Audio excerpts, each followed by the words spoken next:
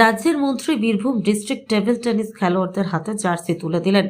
একটি ছোট্ট অনুষ্ঠানের মধ্য দিয়ে Birbhum district table tennis association খেলোয়াড়দের উৎসাহিত করা হলো। প্রদীপ প্রজ্বলনের মধ্য দিয়ে এই অনুষ্ঠানের শুভ সূচনা করেন রাজ্যের মন্ত্রী তথা বোলপুরের বিধায়ক চন্দ্রনাথ সিনহা। বীরভূম জেলা এবারে টেবিল টেনিস অ্যাসোসিয়েশন খেলোয়াড়রা শিলিগুড়িতে স্টেট চ্যাম্পিয়নশিপে অংশগ্রহণ করতে যাচ্ছে। 25 জন রেজিস্টার খেলোয়াড় খেলতে যাচ্ছে শিলিগুড়ি।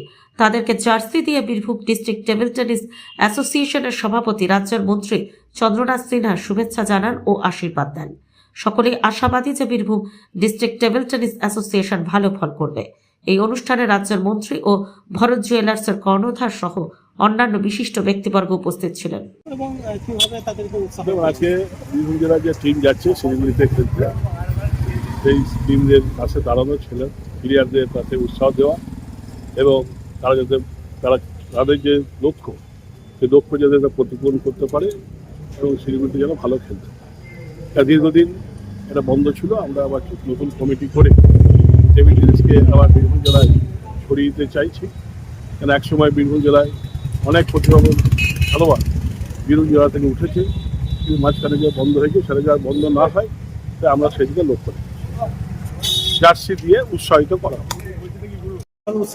আমাদের বীরভূম জেলা এবারে খুব বলে বলে যাচ্ছে স্টেট চ্যাম্পিয়নশিপে অংশগ্রহণ করতে শিলিগুড়ি। সেখানে 25 জন প্লেয়ার টিম ওয়াইজ এবং ইন্ডিভিজুয়াল হিসাবে খেলছে।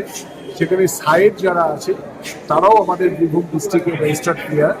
25 জন রেজিস্টার্ড প্লেয়ার তারা আমাদের শিলিগুড়িতে খেলতে যাচ্ছে। তাদেরকে জার্সি দিয়ে আমাদের প্রেসিডেন্ট তথা মন্ত্রী চন্দ্রনাথ সিনহা শুভেচ্ছা বার্তা তাদেরকে দিয়েছেন, তাদেরকে আশীর্বাদ জানিয়েছেন যাতে বীরভূম জেলা আরও ভালো ফল করে ফিরে আসতে পারে। ইতিমধ্যেই আমাদের জেলা র্যাঙ্কিংয়ের টুর্নামেন্টে কিছু কিছু জায়গায় ছেলেরা ভালো ফল করেছে। আমরা আশা রাখছি এবার স্টেট চ্যাম্পিয়নশিপে অনেকটাই আমরা সফল হব। তার সাথে আরেকটা বলে রাখবো যে আমাদের এই BDTPA Birbhum district table tennis association, তার সাথে যুক্ত হয়েছে ভরত জুয়েলার্স। তারাও শুভেচ্ছা এবং তাদের লোগো আমাদেরকে দিয়েছে। ফলে বিডিটিপিএ এবং ভরত জুয়েলার্স যে যুব প্রচেষ্টায় আশা করছি খুব ভালো ফল হবে।